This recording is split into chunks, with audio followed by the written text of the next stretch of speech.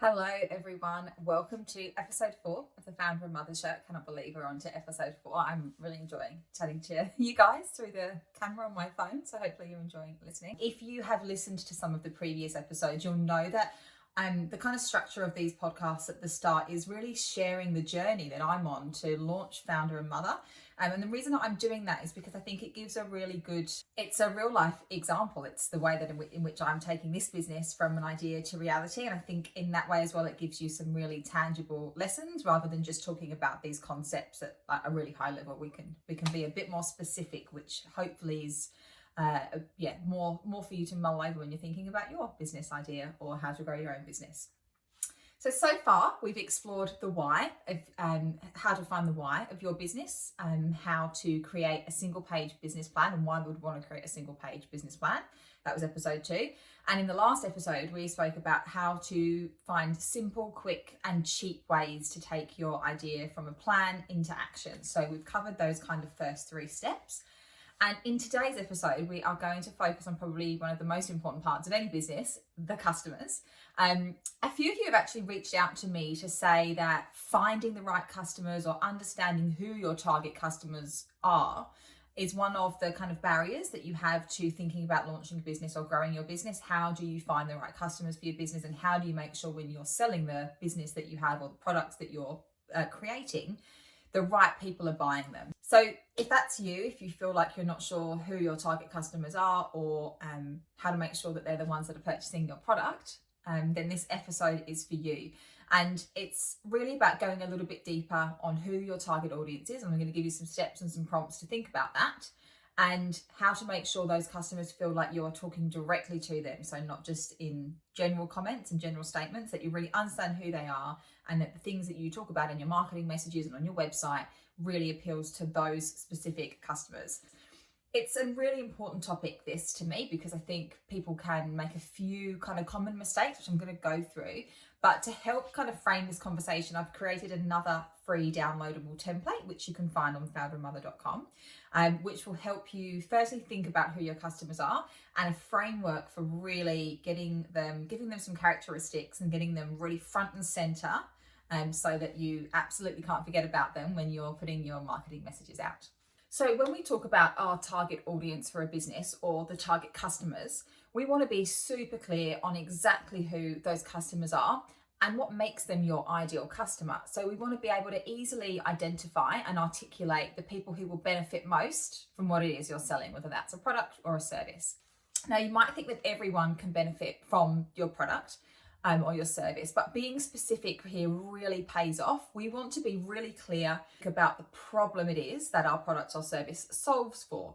So although you might think that everybody can benefit from your business, what it all does if you go out with messages that kind of speak to everybody is that you end up speaking to nobody very specifically, and it can really dilute your marketing message. So tip number 1 is when you're thinking about your target customers, we want to be able to identify 2 to 3 groups of people that we have specific products or solutions for within our business, and think about what problems it is and what solutions we have. So we're going to be really targeted here. So it might sound a bit counterintuitive. We're going to go from thinking everybody can benefit to being really tight and really specific about who can. So that's the kind of first tip that we've got.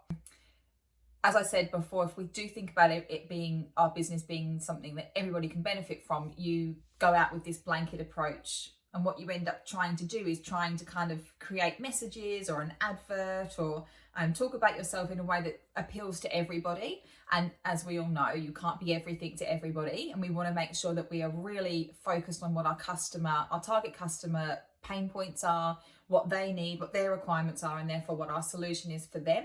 Because we want them to feel like we really understand them, and we don't want them to feel like they're just in a big group with lots of other people and we're kind of overlooking their needs. We want to be really clear on their needs and really clear about how we solve the problem that they're experiencing.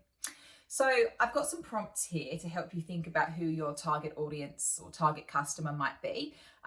Things you can think about these things maybe next time you're out for a walk, or if you're in the car and the baby's not screaming and you've actually got a bit of mental capacity to have a think about these things. Sometimes I sometimes have to think about things like this when I'm up at 2 in the morning or 3 in the morning feeding, but equally a lot of mums, that's not the time to be having these types of thoughts. But yeah, next time you've got a couple of minutes, just to like some thought starters. I don't expect you to be able to go away and create everything all at once, but just to start mulling some of these things over. So the first and the biggest question is to ask yourself, who benefits most from your product or service? So who was the person that you were thinking of, or who was the type of customer you were thinking of when you created this? Sometimes it might be you. It might be that, you noticed that there was a gap in the market for a certain product that you've been using.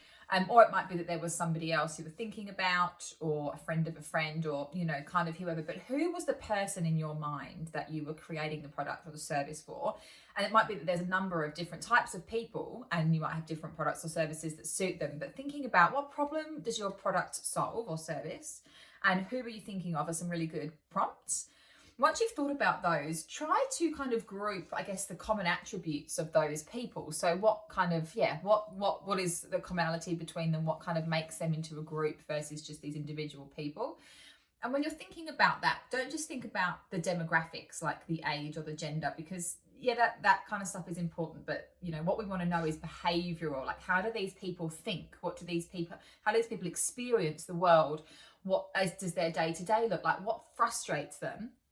And kind of group them based on that, because if we can understand, someone's frustration, their pain points, what they're trying to achieve and what they're not able to achieve, and we can see where our product or service kind of fits and where it helps them, that's really a great end-to-end kind of overview of who our customers are and how we, why they would buy from us, because we've solved a problem for them, and those problems are going to be quite specific. So that's much more powerful than, it's women aged 35 to 40. Like, there's a lot of different types of women in that age bracket.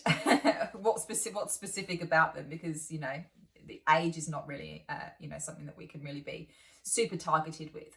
So thinking about who benefits most from your product or service, who were you thinking of when you created your product or service? What are those common attributes beyond just, they've got blonde hair, they're a mum?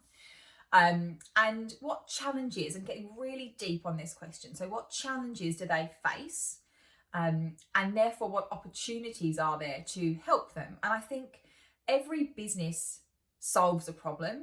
You don't have to be a huge business like an Apple or, a not-for-profit. Like, any type of business that you create, you've most likely thought of because you've seen a need in the market and you're thinking about how to solve that. So I do really challenge you to think about what problem it is you're solving, because 100% you'll be solving a problem for somebody, and you've just got to start thinking about it in that mindset. That's a much more powerful and impactful way of thinking about what it is that you do, versus, we just sell X, or we, provide services to Y. We want to think about, what does that do? If that service is provided or that product exists, what does that allow for a customer to do? And what does that mean for the on effects for the kind of rest of their life? So how your product or service solves a problem is really critical. So there's some prompts for you.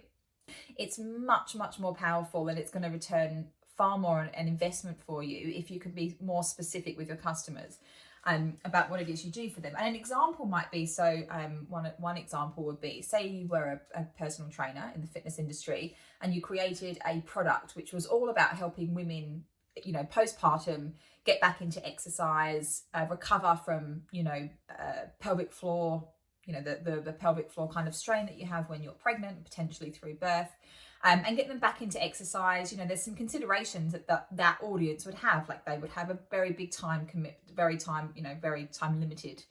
They have a limit on their time because they're looking after their babies as well. If they're postpartum, they have some pelvic floor considerations. They would have some frustrations about, looking after their baby. They might have some specific situations and specific pain points that target group would have, versus the outcome, which the outcome of the program might be, to get stronger or to lose fat or to tone up or whatever the outcome is. That's really a general kind of, if you were to go out with a marketing message that just spoke about getting stronger, that's kind of appealing to a wide group of people, but it's not talking to anybody specifically. And so if I was a mum who was postpartum and I just saw a program that was like, get stronger, I wouldn't feel like that was necessarily the program for me. But if I saw a program that was all about the frustrations that I'm feeling, like how will I get time to work on my fitness? Like I want to be able to lift my baby up, but my back's really hurting because it's not strong enough, or I've got problems with my core. Like how can I find a way to kind of do both? And then I saw those messages reflected in the marketing for this personal training company. I'd feel far more like that's the place for me. I feel like they understand me, and I'm going to pursue, you know, my investigation about whether or not that's the right place for me. So can you see how being really generic about an outcome, yes, it would appeal to more people, but you kind of, it goes over more people's heads. You want to be able to understand this type of people have this problem, and here's how my product solves it. This second type of people have a similar problem or slightly different, and I've also got a solution to solve for them. So businesses will generally have more than one target customer group. Certainly I'd say 2 or 3 is probably an ideal number. You don't want to have kind of 10. But every target customer you have should have a product or service solution attached. So now you understand, or you've got some thinking around who your target customers are. It's really useful to think of your target customers as real people, because, well, they are real people. You've created a product or service for them, and you're understanding their frustrations and how you can fix and solve that for them. But when you think about them as real people, it can really help you keep that person or that persona in mind. And that is a tool. There's a tool that we can use to do that, which is called audience personas, or sometimes people call it buyer personas. But basically, you're creating a character around like a snapshot of information of these people. So you understand, you know, what their problems, and I've mentioned before, the pain points are, and you kind of give that a characteristic. You put a photo with them, you can give them a name, you can really think about, you know, what it is that this person needs from my product. Where will they look for information about products like this? And you can keep those audience personas really, they'll become a really important part of what you do when you start to think about marketing. So creating audience personas is really a great way of keeping your target customers front of mind. And the audience persona template that I've created on the Founder and Mother website is a really useful tool to do that. It's a free download, as with the business plan, which is the other free download that I've done for episode 2. There are plenty of audience persona templates on the internet. You don't have to use this one. But to make this one a little bit you know, more valuable for you, there's actually 3 kind of parts to it. So the first document you'll see when you download the free template is that I've actually filled it in for one of my personas. So I've got a persona who, Sarah Jane, she's 36, she's a mum. She's got some frustrations around wanting to create, you know, more flexibility for her family, but has some fear of failure. She's really not sure about her business idea being valid. She's not sure how she'll find the time. And so I've created a business persona around her. She's one of my core business personas or audience personas. And I've put lots of information in there. Like I've written about her frustrations. I've given some direct quotes, which I actually got from my survey. And if you listened to episode 3, you'll know what I'm talking about. But I've really bulked out as much information about her, given her a bio, a background. I talk about where I might engage with Sarah Jane, like physically, she, you know, what places she might visit, and also online, which digital apps she might use. Like I might think about where I would advertise for her, and some key messages that I will use on my website to attract people who are like Sarah Jane. So there's a fully filled out document in there that you can look at for, you know, for an example, like a tangible example. Then there's a blank document, which is where you can put all of your information in, and to help you get to the blank document, so help you get to the point where you have the information to fill that in. There's, as always, which I love to provide, are the editable files that open up in your Notes app, or whatever the Google equivalent is, the Android equivalent is. So that will open up in your Notes app, perfect for when you're out walking, or if you're feeding, or if you've got, you know, a little bit of time where you can type away on your phone, put your thoughts down, and then refine them into the template. And like I said, you ideally would have a couple of those, so you can, you know, just copy the file. It's quite easy to do. I hope will be a very useful tool for you to do that with, and it will give you a real good sense of what an actual audience persona looks like and how you can create a couple for yourself. Once you've done that, the real benefit of having these audience personas is, as I said, you can literally, and lots of people do this in marketing teams, will print out, I mean, I'm sure there's much more technical ways of doing it, but when I used to work in some offices, we would print out those personas, we would have them on the wall, and we would always refer back to them. I remember in previous roles where we would write blogs, part of the blog, we wouldn't publish this, but internally part of the approval process was which persona are we writing for? And then, you know, the team would kind of come together and decide whether or not it really spoke to that persona, because different messages and different ways of talking, different frustrations and pain points need to be, you know, really explicit depending on who we are talking about. And personas are really great like that, because you could have a breadth of people. You could have some, you know, one of the places I used to work, we had 2 target segments. One was kind of parents of kids under 5, and one was teenagers like 17 plus. So kind of polar opposite in terms of, for those people 17 plus, we want to show our brand as being edgy and full of adrenaline. But for the mums and dads of the 0 to 5-year-olds, we want to show it being really safe. So personas for us was a great way to be able to say, okay, we've got these 2 distinct audiences. What kind of things do they want to look for? And what kind of things are important to them when considering, you know, whether or not to go with us as a brand.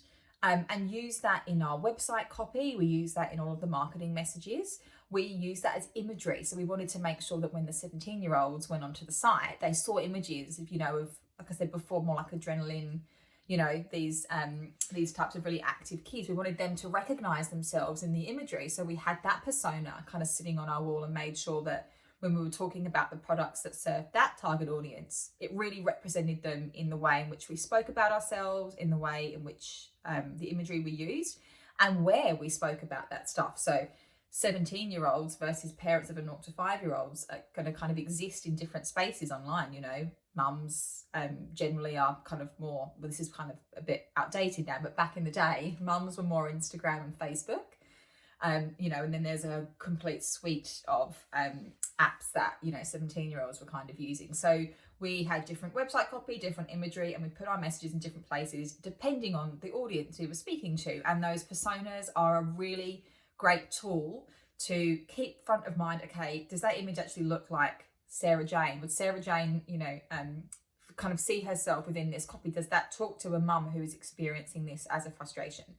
So I really encourage you to have a think about 2 to 3 personas for your business. Absolutely think about what problem your business solves. Think about who you were created the business for in the first place. It might be like taking your mind back to when you first experienced the problem or you first heard of the problem. Have a look at the audience personas and just start to jot a bit of thinking down. Oftentimes, once you start just putting a few bullet points down, you know, a lot of stuff comes to you that you weren't expecting. So certainly shouldn't be an arduous job to do that. And fill out the blank ones. I'd love to hear from you, or I'd, you know, really love to see kind of how that tool helps you keep the customer that you have for your business, or the ideal customer, at front of mind, and helps you really talk to them and be really specific about what it is your business can do for them, because that's how we will get more customers that we want, more of the type of customers that we want, and more sales from the customers that use the business. Thanks so much for joining me on this episode. As I mentioned before, please feel free to download the tool on founderandmother.com if you want to. If you would prefer to watch me talk about this as a video, there will be a few little inserts of the actual template. Then check me out on YouTube, or listen to me on the podcast on Spotify or Apple. Thanks heaps.